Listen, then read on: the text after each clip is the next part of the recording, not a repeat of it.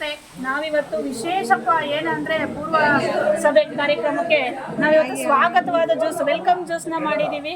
ಜ್ಯೂಸಿನ ಹೆಸರು ತಂಪಾದ ರಾಗಿಯ ಹಾಲು ಅಂತ ಹೆಸರು.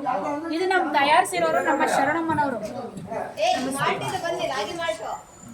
ಇದು ಹೆಲ್ತಿಗೆ ತುಂಬ ಚೆನ್ನಾಗಿದೆ ಅಂತೇಳಿ ಒಂದು ಹತ್ರ ನಾವು ಅದನ್ನು ಟೆಸ್ಟ್ ಮಾಡಿದ್ವಿ. ಅದು ರಿಸಲ್ಟ್ ಚೆನ್ನಾಗಿ ಬಂದಿರೋದ್ರಿಂದ ಅದನ್ನು ಇಲ್ಲೂ ಮಾಡಬೇಕು ಅನ್ನಿಸ್ತು, ಮಾಡಿದ್ದೀವಿ. ಅದಕ್ಕೆ ನಾವು ಯೂಸ್ ಮಾಡಿರೋದು ರಾಗಿ ಹಿಟ್ಟು, ಕೊಬ್ಬರಿ, ಏಲಕ್ಕಿ ಪೌಡ್ರು, ಶುಂಠಿ ಪೌಡ್ರು, ಗೋಡಂಬಿ, ದ್ರಾಕ್ಷಿ, ಬಾದಾಮಿ, ಗಸಗಸೆ ಪುಡಿ ಎಲ್ಲ ಹಾಕಿಬಿಟ್ಟು ಮಾಡಿದ್ದೀವಿ. ಟೇಸ್ಟ್ ಹೆಂಗಿದೆ ಅಂತ ಕುಡ್ದಿರೋರೆಲ್ಲ ಹೇಳ್ಬೇಕು. ಸರ್ ತುಂಬ ಚೆನ್ನಾಗಿದೆ.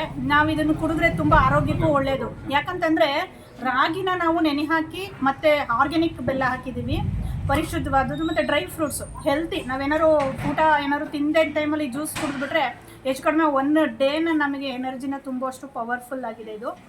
ರಾಗಿ ನೆನೆ ಹಾಕಿ ಮತ್ತು ಬೆಲ್ಲ ಹಾಕಿ, ಏಲಕ್ಕಿ, ಕೊಬ್ಬರಿ ಜೊತೆಗೆ ಶುಂಠಿ ಪೌಡ್ರನ್ನ ಹಾಕಿದ್ದೀವಿ. ತುಂಬ ಚೆನ್ನಾಗಿದೆ. ಎಲ್ಲರೂ ಟೇಸ್ಟ್ ನೋಡಿ. ನಮ್ಮ ಸ್ವಸಹಾಯ ಸಂಘದ ಸದಸ್ಯರು ಮಾಡಿರೋ ಅಂಥದ್ದು. ಬೇಕಾದವರು ನಮ್ಮನ್ನೇ ಸಂಪರ್ಕಿಸಿ. ನಮ್ಮ ಪುಷ್ಪಗಿರಿ ಮಹಾಸಂಸ್ಥಾನ ಮಠದ ಸ್ವಸಹಾಯ ಸಂಘದ ಮಹಿಳೆಯರು ಮಾಡ್ತಿದ್ದ ರಾಗಿ ಮಣ್ಣು ತುಂಬ ಚೆನ್ನಾಗಿದೆ, ಆರೋಗ್ಯಕರವಾಗಿ. ರಾಗಿ ಜ್ಯೂಸ್ ತುಂಬ ಆರೋಗ್ಯಕರವಾಗಿ ಉಪಯೋಗಿಸಿ.